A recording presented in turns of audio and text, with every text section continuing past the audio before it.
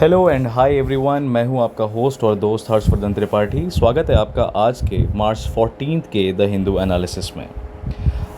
जैसा कि आपको पता है, द हिंदू का जो न्यूज़पेपर है वो अपने आप में एक वॉल्यूमिनस डॉक्यूमेंट है। 14 पन्ने होते हैं इसमें और हमने डेली एडिशन आपके सामने लिया हुआ है। हर एक पन्ना पढ़ना आपके लिए ज़रूरी नहीं है, बट आपको ये भी समझना पड़ेगा कि कहाँ से कौन कौन से की एस्पेक्ट्स हैं जहाँ से क्वेश्चंस आने की संभावना रहती है मेंस और प्रीलिम्स पॉइंट ऑफ व्यू से। तो हमने वो सारी चीज़ें आज हाईलाइट करी हैं और मैं आपको ये भी बताते चलूँगा कि किस तरीके से हमें न्यूज़ एलिमिनेट करनी चाहिए, कौन सी न्यूज़ पिक करनी चाहिए, कौन सी न्यूज़ एलिमिनेट करनी चाहिए। उसके साथ साथ आप ये भी समझ लीजिए कि अगर कोई न्यूज़ आप पढ़ रहे हैं तो ज़रूरी नहीं है कि उस न्यूज़ का सारा जो स्ट्रक्चर है वो आपको पता हो। उसमें कोई एक पॉइंट ऐसा हो सकता है जो कि आपको कवर करना है। तो अपने सेशन को शुरू करने के पहले मैं आपको बता देता हूँ कि आज हम लोग क्या क्या कवर करने वाले हैं। तो सबसे पहले 14 मार्च का आज का पेपर है। मैं हर्षवर्धन त्रिपाठी। हम सबसे पहले इंडिया की एम्बेसी जो है वो पोलैंड में रिलोकेट हो रही है, हम उसको कवर करेंगे और इसमें हम यूक्रेन के बॉर्डर को समझेंगे। We will understand things about Ukraine. ठीक है, यूक्रेन की जोग्राफी पॉलिटिक एरिया समझ जाएंगे तो हमारा काम हो जाएगा। सेकंड है वेलफेयर स्कीम्स कुछ आई हैं न्यूज़ में। देखिए, 5 राज्यों में चुनाव हुए हैं, 4 राज्यों में भारतीय जनता पार्टी आई है। तो क्योंकि केंद्र सरकार है तो केंद्र सरकार भी भारतीय जनता पार्टी की है, तो डबल इंजन ग्रोथ जो एक टर्म हमको सुनने में आता है, डबल इंजन ग्रोथ बोला जाता है कि सेंट्रल गवर्नमेंट और स्टेट गवर्नमेंट मिल के ही वेलफेयर करा सकती हैं लोगों का। तो डबल इंजन ग्रोथ को हाईलाइट करते हुए कुछ वेलफेयर स्कीम्स हैं, जैसे कि प्रधानमंत्री गरीब कल्याण अन्न योजना, प्रधानमंत्री किसान सम्मान निधि, जो कि आज के न्यूज़पेपर में आई हैं, जिनके ऊपर हम डिस्कशन करेंगे। तो ये दोनों स्कीम्स जो हैं वो हमारे लिए प्रीलिम्स पॉइंट ऑफ व्यू से बहुत इंपॉर्टेंट हैं। अब इन स्कीम के ऊपर डायरेक्टली आपको GS3 में सवाल नहीं आएगा, GS3 में इन स्कीम्स के ऊपर डायरेक्टली क्वेश्चन नहीं आएगा, बट हाँ एक क्वेश्चन आ सकता है आपके लिए हंगर या पॉवर्टी को एलिमिनेट करने के लिए, हंगर, पॉवर्टी, फूड सिक्योरिटी को एलिमिनेट करने के लिए। तो मैं आपको आज GS3 के कुछ स्पेसिफिक क्वेश्चंस जो हैं मेंस के, उसकी भी प्रैक्टिस करवाऊंगा। इनफैक्ट आपको बताऊंगा कि आपको कौन उन एरियाज़ को कैसे प्रिपेयर करना है क्वेश्चंस के फॉर्मेट में। आगे आएँ तो अब ये है एक हिली रीजन्स में क्या डेवलपमेंट और पॉलिटिकल चैलेंजेस फेस करते हैं, हमें उत्तराखंड के एग्जांपल में देखना है। उत्तराखंड में हमें पता है कि अगर हम उसकी पूरी ज्योग्राफी को बांटें या पॉलिटिकल एरिया को बांटें तो 2 एरियाज़ कुमाऊँ और गहरवाल, 2 रीजन्स में बट जाता है पूरा का पूरा उत्तराखंड। और अगर ज्योग्राफी के पॉइंट ऑफ व्यू पे बांटें तो वो हमारे लिए हिली और प्लेन रीजन में बदल जाता है। ठीक है, जब ऐसी परिस्थिति हो जाती है हमारे साथ तो किस तरीके से हम इन चैलेंजेस को अब रिवाइव कर सकते हैं, ये हमारे लिए मेंस पॉइंट ऑफ व्यू से, यानी कि आंसर राइटिंग के पॉइंट ऑफ व्यू से इम्पॉर्टेंट है। हिंदू न्यूज़पेपर में आपने टॉपर्स को हमेशा सुना होगा कि वो सिर्फ द हिंदू को एक न्यूज़पेपर की तरह नहीं पढ़ते हैं, बल्कि वो साइमल्टेनियसली अपनी प्रिपरेशन जो है वो करते हुए चले जाते हैं। तो अब सवाल ये उठता है कि क्या आप ये सारी चीज़ें खुद से आइडेंटिफाई कर पाओगे? अभी आपके लिए बिल्कुल आसान नहीं होगा ये सब चीज़ें खुद से आइडेंटिफाई करने का। इसी में हम जो प्रेप IAS में एक्सपर्ट्स हैं वो आपके लिए एक सहायक की भूमिका अदा कर सकते हैं। हम बता सकते हैं कि क्या क्या एरियाज़ है जो आपको देखने हैं। तो आप हमारी गाइडलाइंस को बहुत आसानी से सुनिएगा और इसको लागू इम्प्लीमेंट करने की कोशिश करिएगा। इसके बाद चिलिका लेक के ऊपर एक न्यूज़ आई है कि चिलिका लेक पे मैकेनिकल बोट्स जो हैं वो बंद कर दी गई हैं। मैकेनिकल बोट्स बंद कर दी गई हैं, यानी कि ऐसी बोट्स जो कि मोटर से चलती थी। क्यों? क्योंकि भाई रामसर कन्वेंशन के अंडर प्रोटेक्टेड साइट है चिलिका लेक। पहली बात तो ये है। तो रामसर कन्वेंशन अपने आप में हमारे लिए एक इम्पॉर्टेंट टॉपिक हो चुका है। अक्सर हमने स्टेट PCS और UPSC में इस पर क्वेश्चन आते देखा है। चिलिका लेक को बोला जाता है कि ये घर है माइग्रेटरी बर्ड्स का, यानी कि जब नॉर्दर्न हेमिस्फीयर में ठंडी बहुत ज़्यादा होती है तो ये कुछ बर्ड्स हैं जो कि इंडिया के ईस्टर्न कोस्ट पे चिलिका लेक पे आती हैं। चिलिका लेक कौन से स्टेट में है? उड़ीसा में है। ऑलराइट, तो हम उसको डिस्कशन करेंगे। बजट का जो दूसरा पार्ट है सेशन का, बजट सेशन का दूसरा पार्ट जो है वो कमेंट्स होने वाला है, तो बजट सेशन के ऊपर डिस्कशन कर लेंगे। प्रधानमंत्री भारतीय जन औषधि परियोजना के बारे में आज एक न्यूज़ आई है कि इसमें न्यूट्राटिकल्स दिया जा रहा है। तो क्या होते हैं न्यूट्राटिकल्स, क्या है ये औषधि प्रोग्राम, उसको हम न्यूज़पेपर से कवर करेंगे और एट लास्ट आपको मेंस के कुछ क्वेश्चंस दे देंगे। बहुत सारे बच्चे पूछ रहे थे कि सर कोई ईमेल आईडी आप बता दीजिए, कमेंट्स में पूछा था उन्होंने कि कोई ईमेल आईडी बता दीजिए जहाँ पे कि हम आपको आंसर्स भेज सकें। तो ये है मेरी email ID hvtripathi95@gmail.com। you can post your answers here। कैसे आंसर्स? आप अपनी मेंस की प्रिपरेशन के आंसर्स मुझे यहाँ पे पोस्ट कर सकते हो, ठीक है। किसी भी तरह के अन्य क्वेरी को मैं नहीं लूँगा, because everything is there on the YouTube channel on the comment section itself. सिर्फ आपके आंसर होंगे, तो you will use the subject mains answer review, फिर डैश करके आपका नेम आप डालेंगे, ठीक है, और आप अपना कॉन्टैक्ट नंबर भी प्रोवाइड करेंगे ताकि मैं आपके आंसर्स को रिव्यू करके आपको कॉन्टैक्ट कर सकूं। Going further, let's kick start the discussion. So this is the very first news. Sonia remains the chief. Congress calls Chintan Shiver to discuss out. Eliminate this news. This is not at all important for you. Prime Minister has been briefed on the missile issue. Missile issue आपको पता है, अभी पाकिस्तान में India की missile accidentally चली गई है। कल के न्यूज़पेपर में हमने कवर किया है। तो इसमें कैबिनेट कमेटी ऑन सिक्योरिटी की मुलाकात हो रही है और इन्होंने ब्रीफ किया है प्रधानमंत्री जी को कि किस तरीके से ये चीज़ ये एक एक्सीडेंट दुर्घटना हुई है, ठीक है। और जो मिसाइल जो है वो 124 किलोमीटर पाकिस्तान के प्रोविंस में चली गई थी। तो ये वाली न्यूज़ भी हम उतने डिटेल में कवर नहीं करेंगे। हाँ, ये वाली न्यूज़ हमारे लिए इंपॉर्टेंट है, जिसमें इंडिया ने अपनी एम्बेसी को पोलैंड में रिलोकेट किया है। अब हमने कल के सेशन में समझा था कि एम्बेसी और हाई कमीशन के बीच में क्या डिफरेंस होता है। अब इसमें हम देख रहे हैं कि रशिया जो है कीव कैपिटल पे अपना जो प्रेशर है, अटैक जो है वो बढ़ाते जा रहा है, और फिर इसीलिए गवर्नमेंट ने अभी डिसाइड किया है कि वो इंडियन एम्बेसी को टेम्पररीली यानी कि अस्थायी रूप से रिलोकेट करेगी और पोलैंड शिफ्ट कर रही है। तो और पोलैंड के ही माध्यम से हमने ऑपरेशन गंगा जो है, हमारा इवैक्यूएशन प्रोग्राम जो है वो कराया था, तो हम उसके ऊपर डिस्कशन कर लेते हैं। Alright, so if you notice the map of Ukraine, you will find that Ukraine is surrounded by around 6 or 7 neighboring countries. So first we need to notice the names. So this is basically the first country, that is Russia. The second is Belarus. Third one that you see is Poland. Fourth one is Slovakia. Fifth one is Hungary. Sixth one is Romania. Seventh one is Moldova. All right. This particular part that you see over here is Crimea. ये वो जगह है जो कि Russia ने 2014 में क्या कर ली थी, टेक ओवर कर ली थी, कैप्चर कर लिया था मिलिट्री ऑपरेशन से। फिर इसके बाद इसी क्रीमिया में एक प्लेबिसाइट कराया गया। प्लेबिसाइट मतलब क्या होता है, जहाँ पे जनसंख्या जो है वो बताती है कि वो किसके पास रहना चाहती है, किसके साइड रहना चाहती है। तो 90% of the people said 90% of the people voted in favor of Russia. Now, since 90% people voted, they wanted to become a part of Russia, but the Kyiv capital, you see, that is where the parliament of Ukraine, आपको पता है parliament of Ukraine का क्या नाम है? parliament of Ukraine की parliament को क्या कहते हैं? यूक्रेन की पार्लियामेंट को कहते हैं वर्खोवा राडा। ये वर्खोवा राडा जो पार्लियामेंट है, इसने क्रीमिया को ऑफिशियली कभी भी रशिया का पार्ट माना ही नहीं।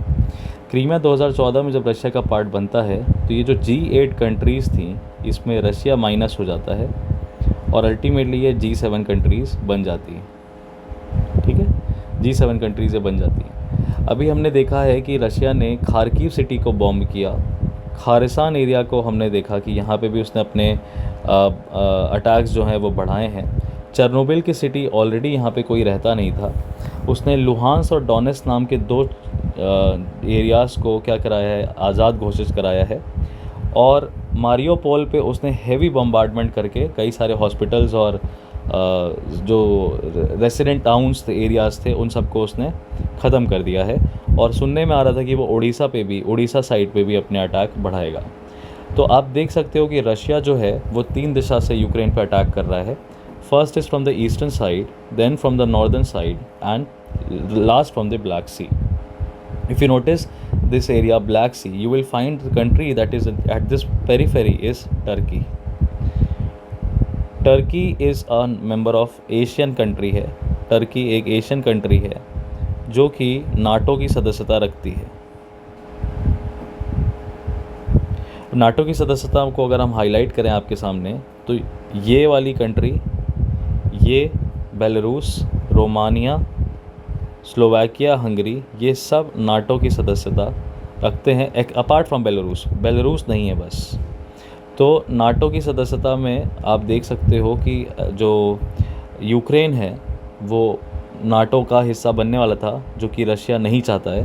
तो ये पोलैंड नाटो का पार्ट है, स्लोवाकिया, हंगरी नाटो का पार्ट है, रोमानिया नाटो का पार्ट है. और हमने बताया आपको टर्की है. तो ये अल्टीमेटली रशिया के सिक्योरिटी इंटरेस्ट के अगेंस्ट था. सिक्योरिटी इंटरेस्ट का अगेंस्ट था, क्योंकि ये लड़ाई आज की नहीं है, ये वर्ल्ड वॉर 2 के टाइम की लड़ाई है. यानी कि 1939 से लड़ाई है, जो कि फिर 1949 में जब नाटो बना, 1955 में जब वार्सो पैक्ट हुआ, अल्टीमेटली फिर हम 1991 में यूएसएसआर का डिसइंटीग्रेशन हुआ. फिर हम 2008 में गए जब यूक्रेन ने बोला कि वो नाटो की सदस्यता लेना चाहता है.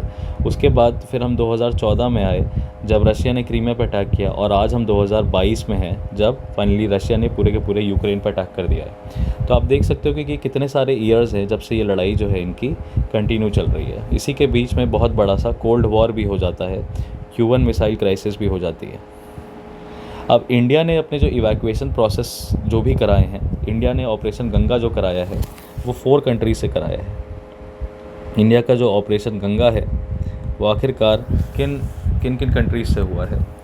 तो सबसे पहला हमने देखा है कि पोलैंड से हो रहा है, उसके बाद हंगरी से करा रहे हैं, उसके बाद रोमानिया से करा रहे हैं. हंगरी, पोलैंड, रोमानिया, और फिर हमारे पास चेकोस्लोवाकिया. तो हम सिर्फ लिखेंगे स्लोवाकिया. इसमें से ज़्यादातर जो इवैक्यूएशंस हुए हैं वो पोलैंड से हुए हैं. अब पोलैंड एक कंट्री है जहाँ से Ukrainians are also evacuating basically to Europe, and Indians are also evacuating through Poland. So we have seen clashes at this side. Students के बीच में आपस में जो क्लैशेस हुए हैं वो पोलैंड पे हुए हैं. तो टेम्पररी अगर हम एम्बेसी रीलोकेशन हो जाए, अगर टेम्पररी एम्बेसी रीलोकेशन यानी कि आप अगर एम्बेसी को रीलोकेट कर दो किसी कंट्री से नेबरिंग कंट्री में, तो इसके क्या अभिप्राय हो सकते हैं. What can be the you can say inferences और context that you can understand. इसके इन्फ्रेंस क्या हो सकते हैं अगर आप सोच पाओ तो. क्या आपको गलत सही नहीं पूछा जा रहा है, यहाँ पे आपसे सिंपली एक सवाल पूछा जा रहा है कि अगर एम्बेसी रिलोकेट कर रहे हैं हम, तो इससे आप क्या इन्फर करोगे. इससे हम 2 चीज़ें सीधी सीधी इन्फर करेंगे. पहला इन्फरेंस ये होगा, we want to continue our diplomatic missions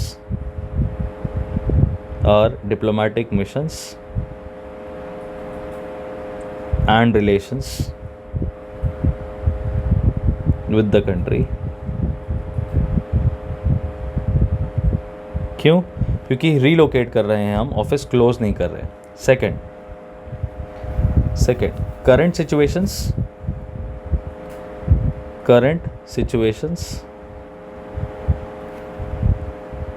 are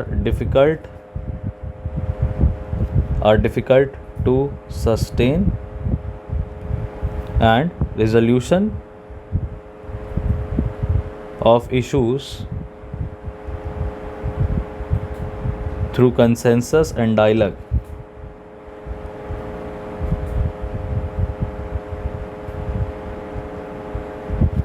shall be continued. दो चीज़ें आप सीधे सीधे समझ सकते हो टेम्पररी एम्बेसी रिलोकेशन से, कि हम अपने डिप्लोमेटिक मिशंस को कंटिन्यू रखना चाहते हैं, अपने रिश्ते जो हैं उस कंट्री के साथ यानी कि यूक्रेन के साथ बना के रखना चाहते हैं, इसीलिए हमने एम्बेसी को रिलोकेट किया है। इसके अलावा जो दूसरी मेन बात यह है कि हम ये कह रहे हैं कि अभी जो वास्तविक मौजूदा परिस्थिति हैं वो डिफ़िकल्ट हैं सस्टेन करने के लिए, और हम चाहेंगे कि उनका रिजोल्यूशन हो जाए थ्रू डायलॉग्स, और हम चाहेंगे कि वो कंटिन्यू होता रहे। तो ये होता है एक तरीके से डिप्लोमेटिकली अपने आंसर को पुट करना, एक न्यूट्रल स्टैंड लेना बिना सही या बिना गलत बोले हुए। तो ये जो चीज़ अगर आपको if you can learn it out through this, I think it is going to play a humongous role in your selection process, in your examination process. Now this is a very interesting article that has come up, no amelioration, which means that there is no you can say security, no relief, there is no relief for the deserving poor. In this it has highlighted about the incident of an auto rickshaw driver who was negligently driving the auto, बड़े ही बदसलूकी से ये auto चला रहा था, जिसकी वजह से इसकी जो एक ट्रैवलर थी, पैसेंजर जो थी परमजीत कौर, उनको नुकसान हो गया काफ़ी, और इसके खिलाफ 338 सेक्शन 338 आईपीसी में ग्रीवियस इंजरी कॉज करने का केस भी दर्ज हुआ। और साथ में मोटर व्हीकल्स एक्ट के अंदर जो है इन्होंने कंपेंसेशन भी मांगा परमजीत कौर ने, और इनका जो इलाज का जो खर्चा है सर्जरी के लिए वो 1,40,000 रुपये लग रहा है। पर चूँकि ये ऑटो ड्राइवर है और इसका ऑटो भी सीज़ कर लिया है, ऑटो भी पुलिस वालों के पास है, जिसको छुड़ाने के लिए इसने 25,000 रुपये दिए थे, तो ऑटो की भी स्थिति बहुत बुरी है। तो ये व्यक्ति जो है ये उसको कंपेंसेशन दे नहीं पाएगा, और ये कहता है कि मैं 1,40,000 तो नहीं, मैं सिर्फ 20,000 रुपये दे सकता हूँ। तो ये आउट ऑफ कोर्ट सेटलमेंट कराने की बात कर रहा है। और इसमें यहाँ पे अल्टीमेटली लास्ट में आपके सामने कंक्लूजन ये दिया है कि Kaur and Hussain story is a classic case of socio economic unfairness in which both the victim and the accused are poor and suffering with no sign of any respite in sight. So this is something where you can write down what are the systemic changes. So there comes your mains question. So there is your mains question that I would like to put forth for you. All right. So first question is your question number 1.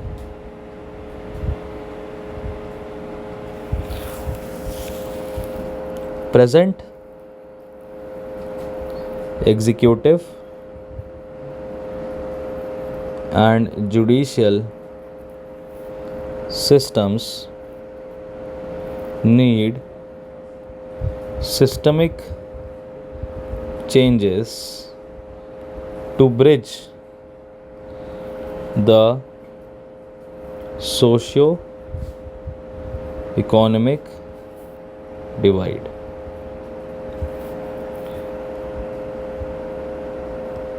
Briefly explain, and this can be done in 250 words. So since this is talking about the reforms of executive and judicial systems, so basically, and also talking about bridging the socio-economic divide, so this question can be categorized in both, can be put for GS2 also, can be put for GS3 also. You can answer this in the general context at what would be your what are the present challenges. So the structure of the answer would be simply this, that in the very first you will introduce yourself, the situation, introduce the situation. So you can take the example of Kaur and Hussain, and you can cite this, that Delhi का ये incident है. So this is how deep rooted the situation is. Second is you will highlight the problems. What could be the possible problems? So possible problems could be that slow investigation. Second problem could be that lack of alternate employment opportunities.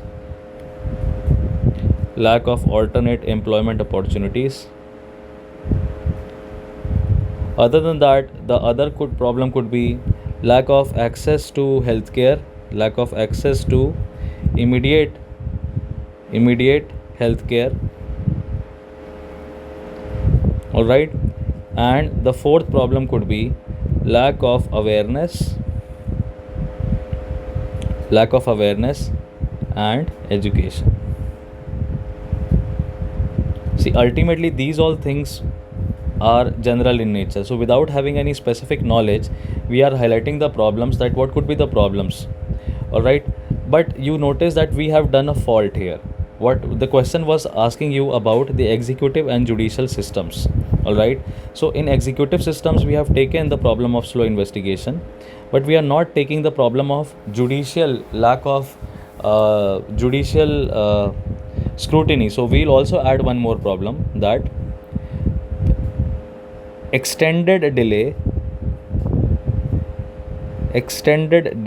in urgent matters. So these are the problems. Now after highlighting the problems, you can tell the way ahead. What could be the possible way ahead? Now for way ahead you will say that law commission के जो reforms हैं, law commission reports में जो reforms किए गए हैं fast track courts के लिए, प्रॉपर वर्किंग ऑफ ट्रिब्यूनल्स के लिए, जैसे मोटर व्हीकल क्लेम ट्रिब्यूनल है तो प्रॉपर वर्किंग ऑफ ट्रिब्यूनल्स के लिए। दैन प्रधानमंत्री जन आरोग्य योजना या आयुष्मान भारत की जो योजना है ये आप बता सकते हो। उसके बाद एक्सेस टू एजुकेशन पे आप समग्र शिक्षा मिशन के बारे में बता सकते हो,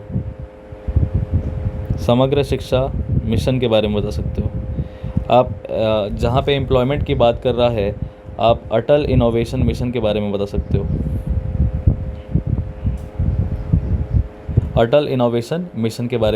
हो, तो ये हो गई हमारे। और इसके बाद आप जुडिशरी में चले जाओ तो इमीडिएट अपॉइंटमेंट ऑफ जजेस,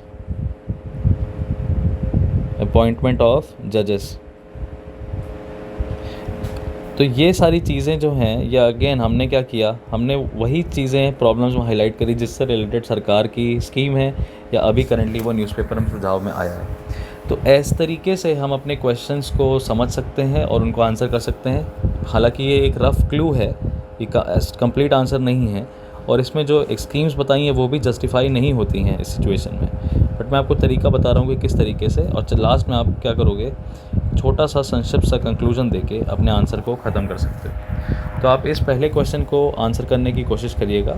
the present executive and judicial systems need systemic changes to bridge the socio economic divide, briefly explain how are they going to do it in 250 words, and you can send your answers in the mail box.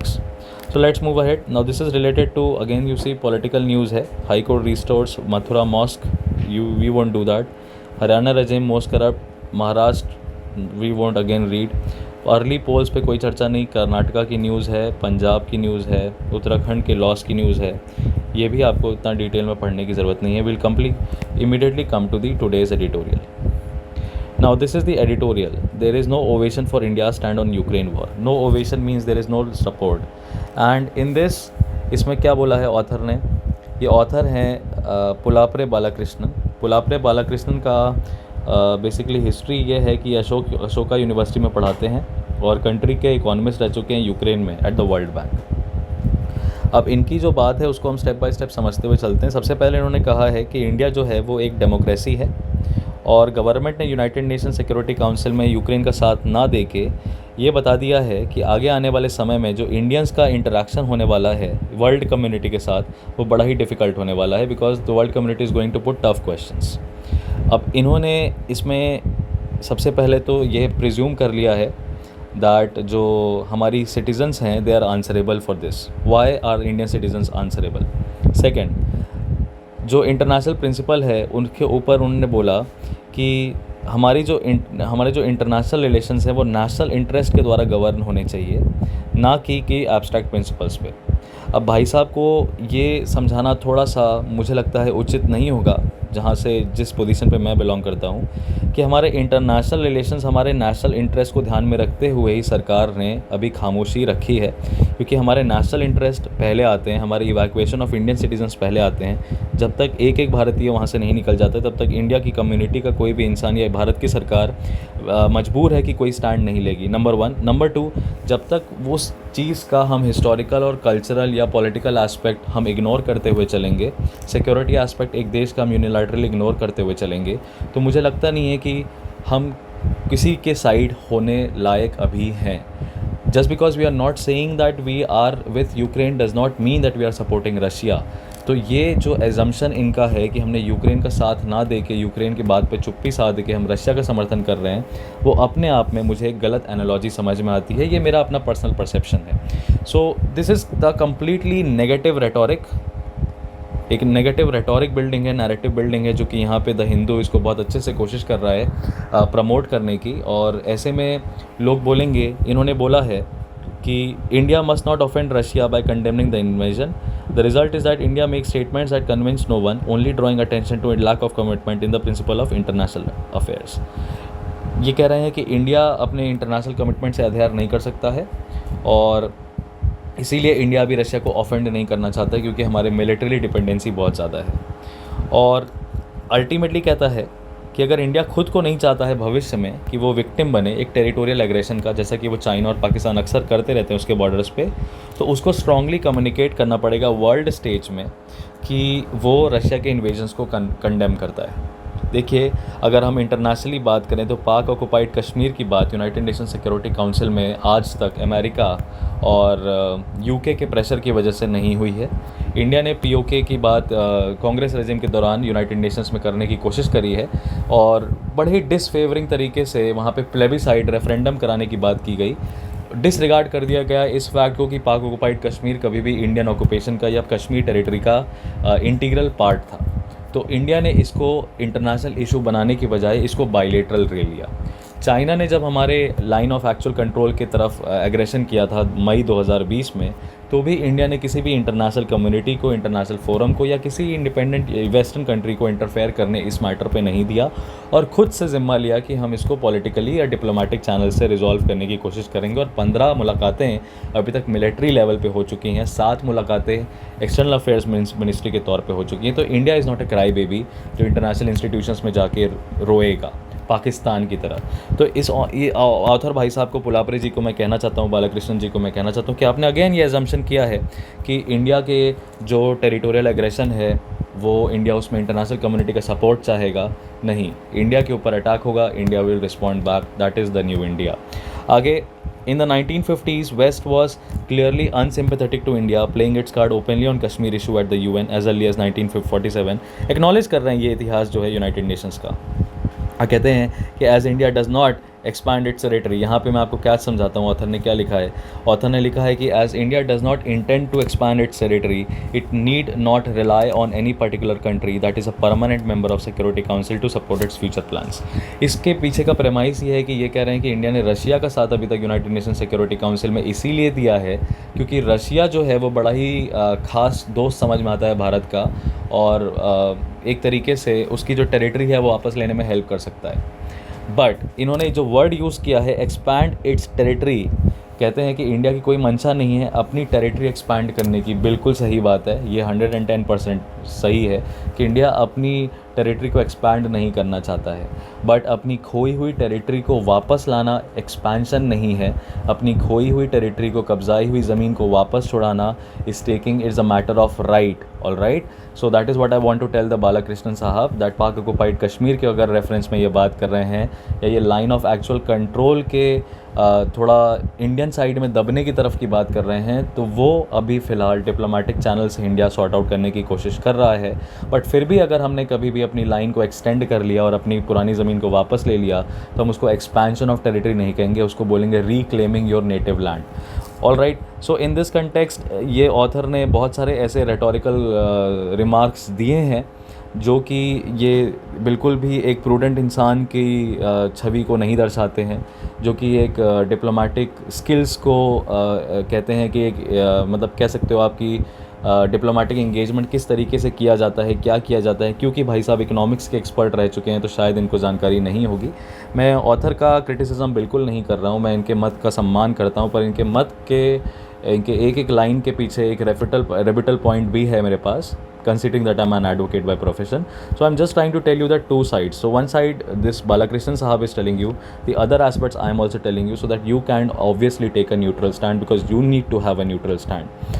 और कहते हैं कि अगर आपको अपनी नज़रें घुमा लेनी है अनप्रोवोक्ड एग्रेशन से, to avoid one sided unprovoked aggression से।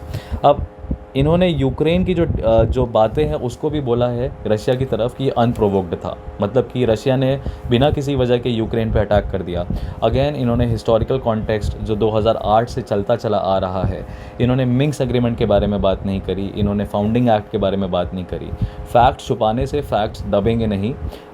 नाटो ने अपना ईस्टवर्ड एक्सपेंशन जो है वो जारी रखा। रशिया बार बार वॉर्न करते जा रहा था कि आप हमारी डिसइंटीग्रेटेड कंट्रीज़ की तरफ मत आइए, you don't have to come, but ultimately NATO expand करता चला गया अमेरिका के इंसिस्टेंस पे या कह लो प्रेशर पे, और नई कंट्रीज सब उसका पार्ट बनना चाहती हैं। इकोनॉमिकली अगर you want to become a part तो आप यूरोपियन यूनियन का पार्ट बनिए।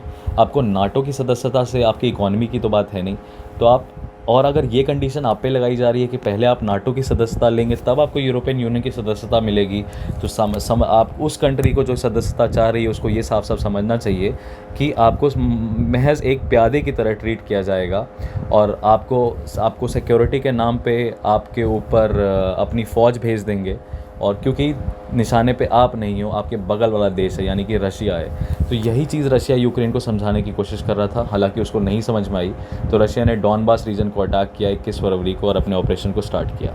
अब इंडिया के एक पुराना जो कोट है वासुदैव कुटुंबकम का, वासुदैव कुटुंबकम में इन्होंने बोला वर्ल्ड इज़ अ फैमिली, और वर्ल्ड इज़ अ फैमिली, और इन्होंने लास्ट में जो रेटोरिक दिया है वो विश्व गुरु का दिया है इंडिया का, कि इंडिया विश्व गुरु बनना चाहता है, ऐसे तो नहीं बन पाएगा, है ना। और family usually do not tolerate the bullying of the weak by the stronger among them. तो पहली बात तो इनहेरेंटली ये जान लें कि ये कह रहे हैं कि दुनिया एक वर्ल्ड, एक कम्युनिटी है, और इंडिया उस वासुदेव कुटुंबकम पे विश्वास करता है। इसीलिए हर एक परिवार के हर एक सदस्य का जो मत है भारत उसका सम्मान करता है, और भारत किसी को कमज़ोर या किसी को मजबूत बोलने में बिलीव नहीं करता है। Just because they have far more number of jets does not mean that Russia is a stronger nation, just because Ukraine has a poor economy does not mean that it will become a weak nation. India is still trying to say that military escalation रोकिए और diplomatic engagement से सुलह कराइए, बातचीत करिए। मुझे लगता है all the more ये बताता है कि एक तरीके का प्रैक्टिकल अप्रोच है इंडिया का इस सिचुएशन को लेके, जो कि इंडिया अपनी पेरीफेरी में भी, अपनी नेबरिंग कंट्रीज़ में भी अपनाता है। ठीक है, तो इस तरीके से इन्होंने काफ़ी सारे स्टेटमेंट्स लिए हैं। तो लेकिन अगर आप लास्ट में आ जाएंगे इस जगह पे, ये सेकंड वाले एडिटोरियल पे बोलते हैं, ये बेसिकली बीजेपी के ही स्पोक्स पर्सन जो हैं, बीजेपी के वाइस प्रेसिडेंट रह चुके हैं, उनके द्वारा लिखा गया है।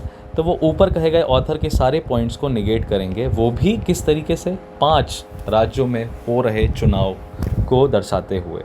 ये कहते हैं कि वोटर्स जो हैं उन्होंने चेंज मेकर्स को सपोर्ट किया है, उन्होंने चूज़ किया है ऐसे लोगों को जो कि बदलाव दिखा रहे हैं इस देश को, ना कि उन लोगों को जो कि स्टेटस को जो जैसा था वैसा बना रहे। वैसे लोगों को इंडिया ने, नए भारत के लोगों ने नकारा है, ये जो कि 5 राज्यों में दिखाई दे रहा है। उन्होंने बोला पहले जो उत्तर प्रदेश के जो चुनाव हैं वो तब शुरू हो चुके थे जब यूक्रेन का क्राइसिस ऑलरेडी चल रहा था, और उसका इफ़ेक्ट इंडिया के चुनाव पे या पॉलिटिकल पार्टीज़ पे या पॉलिटिकल डिज़ायर्स पे कुछ हद तक देखने को मिला है, बट कम्प्लीटली नहीं कह सकते कि मिला है।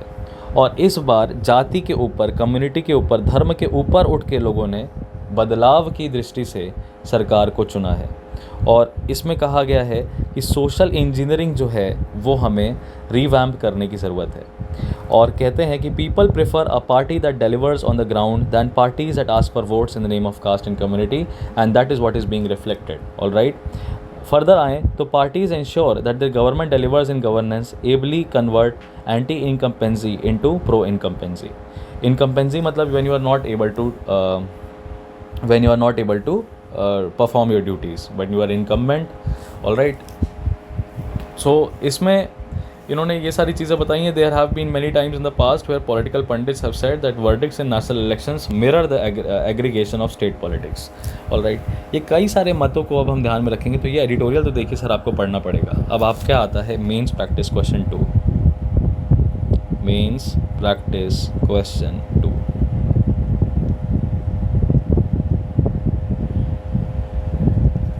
और ये है GS2 के पॉइंट ऑफ व्यू से. क्या है वो सवाल?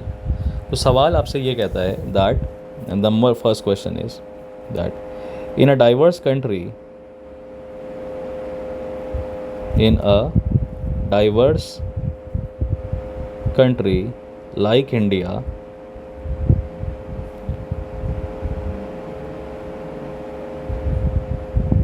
regional aspirations cannot be neglected. By sweeping majority, by winning sweeping majority,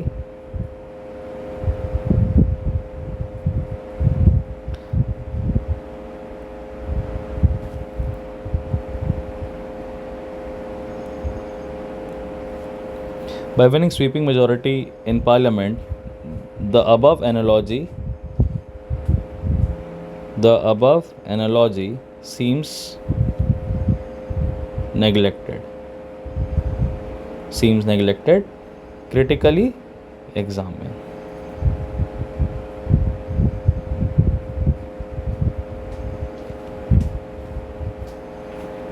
Again, the wordings of the questions might be problematic to few, but if you notice the exactly कह रहा है कि एक डाइवर्स कंट्री है जो कि India है, उसमें रीजनल एस्पिरेशंस, लोकल एस्पिरेशंस जो हैं उनको नेगलेक्ट नहीं कर सकते आप. और जो अभी स्वीपिंग मेजॉरिटी एक तरफा मेजॉरिटी पार्लियामेंट में जो आ जा रही है, उसकी वजह से जो ऊपर की एनालॉजी है वो नेगलेक्ट हो रही है. यानी कि regional aspirations can be neglected.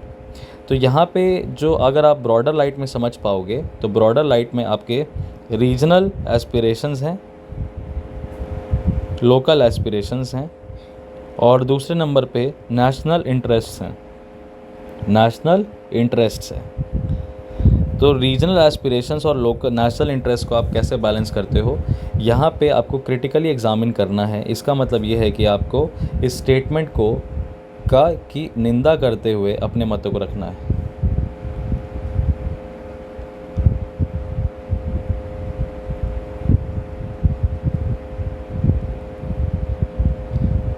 इसका मतलब कहीं ना कहीं हम कोalition गठबंधन की सरकार, कोalition पॉलिटिक्स के ऊपर भी कोट करेंगे और इसके प्रोज और इसके कॉन्स को इवैल्यूएट करेंगे और रीजनल एस्पिरेशंस को नेशनल इंटरेस्ट के साथ कैसे बैलेंस करते हैं इसके बारे में हम बताएंगे. तो ये अगेन आप मुझे मेरी ईमेल आईडी hvtripathi95@gmail.com पे अपने आंसर्स भेज सकते हैं विद द सब्जेक्ट. मेल में आप सब्जेक्ट लिखेंगे मेंस आंसर रिव्यू या मेंस आंसर प्रैक्टिस, गैप करके आपका नेम, और मेल की बॉडी में आप अपना नंबर भी मुझे देंगे ताकि मैं आपसे कांटेक्ट कर सकूं.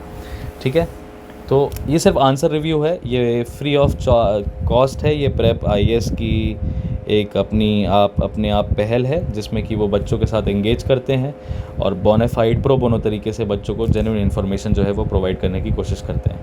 अब एक टॉपिक और है इसमें, ये एक टॉपिक है जो कि आप आज खुद से रिसर्च करिएगा. वो है मिसाइल टेक्नोलॉजी कंट्रोल रेजिम 2016 में जो कि इंडिया ने नोटिफाई किया था. तो मैं क्या है वो जिसके बारे में आपको रिसर्च करनी है वो मैं लिख के आपको बता देता हूँ. वो टॉपिक है missile technology control regime, MTCR.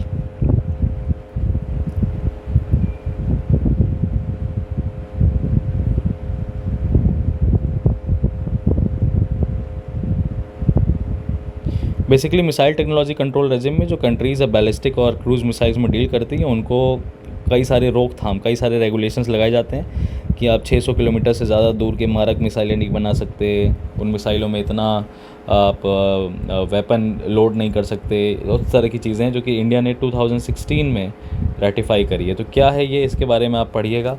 आगे बढ़ते ही आपके लिए इंपॉर्टेंट टॉपिक है, अभी करंटली बहुत चल रहा है। बाकी सारी न्यूज़ को हम इग्नोर करते हुए वेलफेयर स्कीम्स पे आ जाएंगे और बोलेंगे कि कैश ने ज़्यादा मैटर किया है, cash mattered more than ration.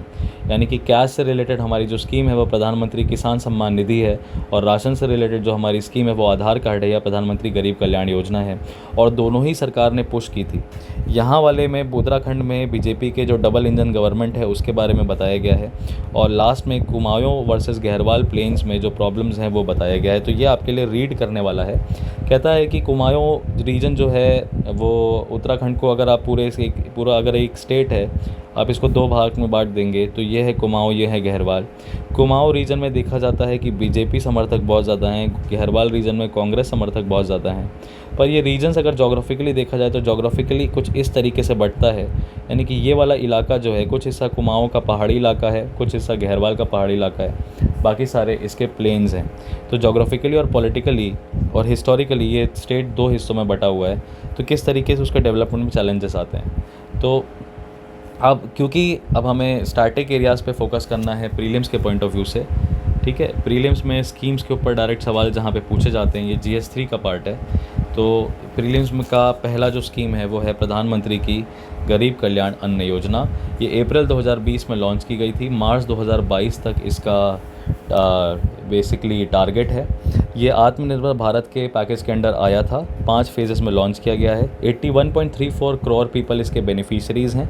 Eligibility criteria में कौन एलिजिबल है, तो बिलो पॉवर्टी लाइन अंत्योदय अन्न योजना के बेनिफिशरीज़, महिलाएं, रूरल हाउस होल्ड्स की, लैंडलेस विडोज़, इल पर्सनस, लैंडलेस एग्रीकल्चर लेबरर्स, और तमाम तरह के street hawkers, vendors, cobbler's, barbers, ये सब इसके बेनिफिशरीज़ हैं।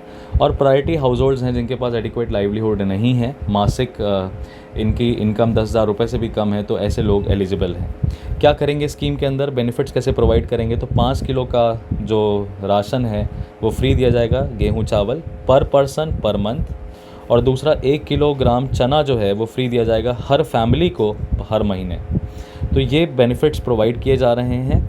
नेशनल फूड सिक्योरिटी एक्ट के अंदर, यानी राशन कार्ड की सुविधा के अंदर जो दिया जा रहा है वो तो दिया जाएगा, साथ में द प्रधानमंत्री गरीब Kalyan Yojana is over and above, all right.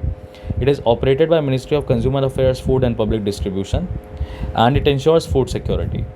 अब आपसे सवाल अगर फूड सिक्योरिटी पे आ जाए कि कोविड पैंडमिक के दौरान the food security is a major challenge to cope up for the government of India. So what all are the aspects that you can write? So you can write down the World Conference on Food that was conducted in 1974 by international community for the very first time. Food security word को शुरुआत किया था।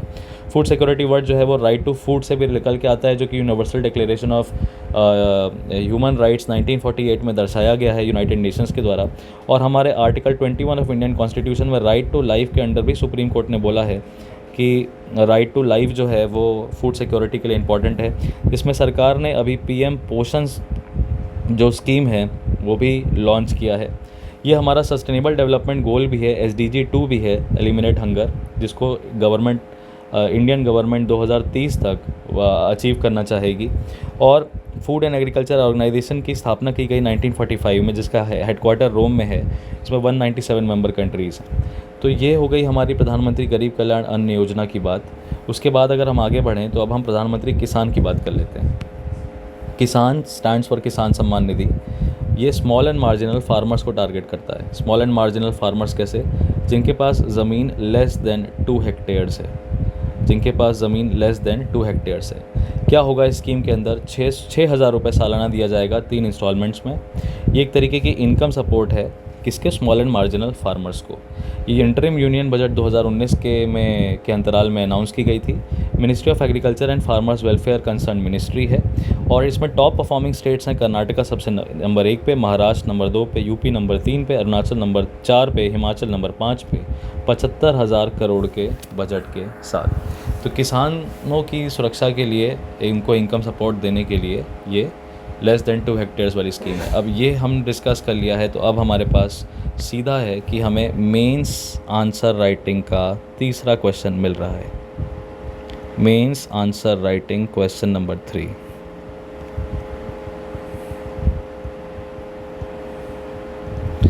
Mains answer writing question number 3 है, the pandemic induced socio economic equality is more reflected in the rural urban divide.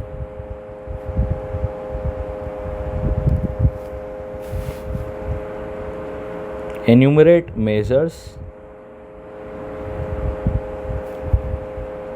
which can build this divide. क्या आपको बताना है? Pandemic induced जो सोशो इकोनॉमिक इनइक्वालिटी है, इट्स इनइक्वालिटी, पैंडमिक की वजह से सोशो इकोनॉमिक इनइक्वालिटी है वो रूरल अर्बन डिवाइड में ज़्यादा देखने को मिल रही है। आपको मेजर्स एन्यूमरेट करने हैं टू बिल्ड दिस डिवाइड। इसमें आप सरकारी योजनाओं का ऑब्वियसली बेनिफिट बताओगे, ये 250 शब्दों में आपको लिख के अपने आंसर्स मुझे भेजने हैं ताकि मैं आपके आंसर्स को रिव्यू कर सकूं, आपको फीडबैक दे सकूं, आपके इनपुट्स बता सकूं। ये again thanks to prep IAS that it is providing the pro bono answer review strategy to every student. So interested ones can tell me in the comment box also. All right, let's move ahead. So other than that, there are a lot of things that you can read. So this is about Nutra articles that जिसका मकसद क्या है, standardise और affordable generic medicine provide करना, standardise और affordable generic medicine provide करना।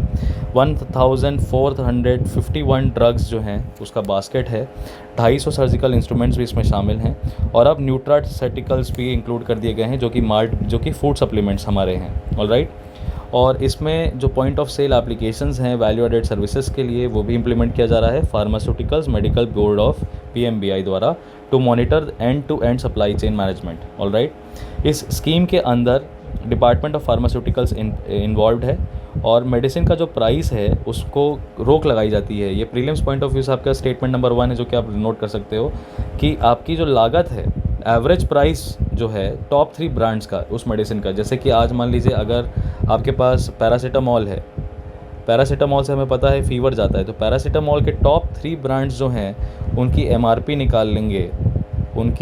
निकाल लेंगे। अगर उनकी MRP को जोड़ के 300 रुपये आती है, 300 आती है, तो 300 का एवरेज हो जाएगा ₹100, है ना। 50%, यानी कि अब ये ₹50% ऑफ द एवरेज में देंगे, यानी कि पैरासीटामॉल जो मार्केट में 100 रुपये में है और उसका एवरेज निकाला तो 100 रुपये आया, तो 50 रुपये में सरकार देगी उसके आधे में। इसी वजह से कुछ दवाइयाँ तो 90% जो हैं वो भी सस्ती हो जाती हैं। इंडिया में नेशनल फार्मास्यूटिकल प्राइसिंग अथॉरिटी जो है डिपार्टमेंट ऑफ फार्मास्यूटिकल्स के अंदर, वो अगेन मेडिसिन के प्राइसेस को रेगुलेट करती है। हालांकि ड्रग प्राइसेस कंट्रोल ऑर्डर 2013 में manufacturers are free to keep the prices as they want. So this is the part of प्रधानमंत्री, याद रखिएगा ये स्कीम, या अगेन आप पढ़ सकते हो, प्रधानमंत्री भारतीय जन औषधि परियोजना। चिलिका लेक जो है उसको मोटर बोट्स के लिए बंद कर दिया गया है। Chilika lake is an important haunt of migratory birds or a place for migratory birds where the winged birds are to be provided an undisturbed ecosystem for 6 months every year because they are because for migrations। ये news जो है Ukraine वाली, ये आप cover करिएगा। मैं आपको Ramsar convention के ऊपर बता दूं, इंडिया में रामसार कन्वेंशन जो है basically if you talk about Ramsar convention, तो ये इसको कन्वेंशन ऑन वेटलैंड्स भी बोला जाता है, जो कि 2 फरवरी 1971 में पूरी वर्ल्ड कम्युनिटी ने साइन किया था। 1975 में केम इनटू फोर्स। इंडिया में अभी तक 46 साइट्स हैं और इंडिया ने इस कन्वेंशन को 1982 में साइन किया था, रेटिफाई किया था। रामसार जो वर्ड है वो ईरानियन सिटी से निकल के आता है, रामसार की ईरानियन सिटी से।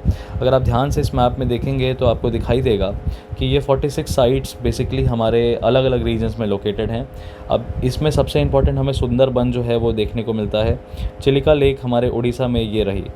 तो माइग्रेटरी बर्ड्स क्या करती हैं, क्योंकि ऊपर के ट्रॉपिकल एरियाज़ में बर्फ़ है, माहौल ठंडा है, तो वो पूरे समुंदर के इन बांग्लादेश इन कंट्रीज होते हुए वो चिलिका लेक पे इस साइड आती हैं, क्योंकि यहाँ पे ऑप्टिमम टेम्परेचर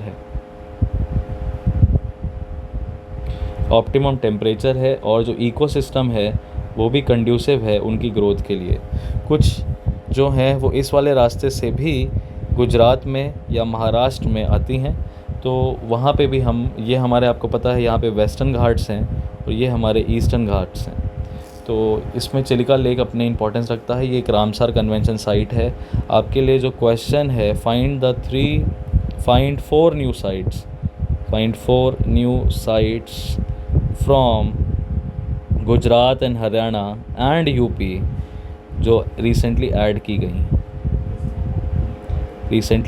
की हैं, आप वो फाइंड करिएगा, ठीक है। उसके बाद ईरान और सऊदी अरेबिया की वापस से लड़ाई हो चुकी है। सऊदी अरेबिया ने 41 समवेयर अराउंड शिया मुस्लिम्स को एग्जीक्यूट किया है, तो नाराज़ है। अदानी ग्रुप को पावर प्रोजेक्ट्स की डील मिल गई है श्रीलंका में, और अभी वहाँ के जो फाइनेंस मिनिस्टर हैं राजापक्सा जी, उनसे वो आने वाले हैं इंडिया में, और अदानी जी जो हैं, अदानी ग्रुप के जो मैनेजिंग पार्टनर हैं, वो भी जा चुके हैं। चाइना ने रशिया की मदद करी अगर, तो चाइना को कंसिक्वेंसेस झेलने पड़ सकते हैं। रशिया ने एयर स्ट्राइक में 35 लोगों की जान ले ली। ईरान ने अटैक किया यूएस कॉन्सुलेट के पास इराक में। जो टेंशन्स हैं वो नॉर्थ अफ्रीका जो है, अल्टीमेटली देख सकते हो आप, उसके ऊपर फूड का प्रेशर आ रहा है प्राइस राइस होने की वजह से, क्योंकि कुछ कंट्रीज़ हैं जैसे कि टूनीसिया, मोरक्को और लीबिया, ये 3 अरब कंट्रीज़ हैं जो कि यूक्रेन से गेहूँ मंगाती थी, अब इनके पास खाने के लिए है नहीं। तो अल्जीरिया जो है अफ्रीका का सेकंड लार्जेस्ट स्वीट कंज्यूमर जो है आफ्टर इजिप्ट, वो कुछ भी नहीं मंगाता था इन दोनों कंट्रीज से, इसलिए अभी फूड सिक्योरिटी के पॉइंट ऑफ व्यू पे बचा हुआ है। तो ये थे हमारे आज के द हिंदू एनालिसिस के इम्पॉर्टेंट टॉपिक्स, जो कि आपके लिए बहुत ज़्यादा इम्पॉर्टेंट रखते हैं आपके एग्ज़ामिनेशन पॉइंट ऑफ व्यू से। समझाने को तो बहुत कुछ है जो कि समझाया जा सकता है पेपर में, तो एक बार हम फिर से देख लेते हैं कि आज हमने क्या क्या पढ़ा। तो 14 मार्च को आपने इंडियन एम्बेसी का रिलोकेशन जो है पोलैंड में, उसको पढ़ा। यूक्रेन के बारे में आपने समझा। आपने वेलफेयर स्कीम्स के ऊपर आपने समझा GS3 में, जिसमें कि हमने प्रधानमंत्री गरीब कल्याण अन्न योजना के बारे में पढ़ाया, प्रधानमंत्री किसान सम्मान निधि के बारे में पढ़ाया। हमने इसी में मेंस आंसर राइटिंग भी करी है, और हमने डबल इंजन ग्रोथ को भी समझा। हमने डेवलपमेंट, क्या पॉलिटिकल चैलेंजेस होते हैं हिली रीजन्स में, उत्तराखंड के माध्यम से हमने समझा कि क्या चैलेंजेस हैं और इसको किस तरीके से ओवरकम कर सकते हैं। तो इस पे मेंस आंसर राइटिंग जो है वो हमारी अभी बाकी रह गई है, पर आपके ऑलरेडी 3 आंसर्स क्योंकि दे दिए हैं मैंने, तो ये वाले आंसर्स क्वेश्चंस को हम फर्दर लेंगे। रामसर कन्वेंशन के बारे में आपने पढ़ा, चिलिका लेक का कि आपने इंपॉर्टेंस समझा GS1 और GS2 के पॉइंट ऑफ व्यू से। और फिर बजट सेशन जो पोस्टपोन कर दिया गया है, वो आपको मैंने ऑलरेडी बता दिया है कि जब स्टार्ट होगा तब हम इसके ऊपर डिटेल में चर्चा करेंगे। प्रधानमंत्री भारतीय जन औषधि परियोजना के बारे में आपने पढ़ा, और आपको मैंने 3 मेंस क्वेश्चंस दिए हैं डिस्कशन करने के लिए। तो आप उन 3 मेंस क्वेश्चन को मुझे मेरी ईमेल आईडी पे मेल कर सकते हैं। और प्लीज़ आपको ये वीडियो कैसा लगा कमेंट सेक्शन में हमें ज़रूर बताइए। Whether you are finding these videos useful or not, I would be highly glad to know everything in the comment section. Alright, so this was your host and your dost Harshvardhan Tripathi. I am signing off for today. I'll see you guys very soon in the next The Hindu Daily News Analysis. Till then, take care, all the best.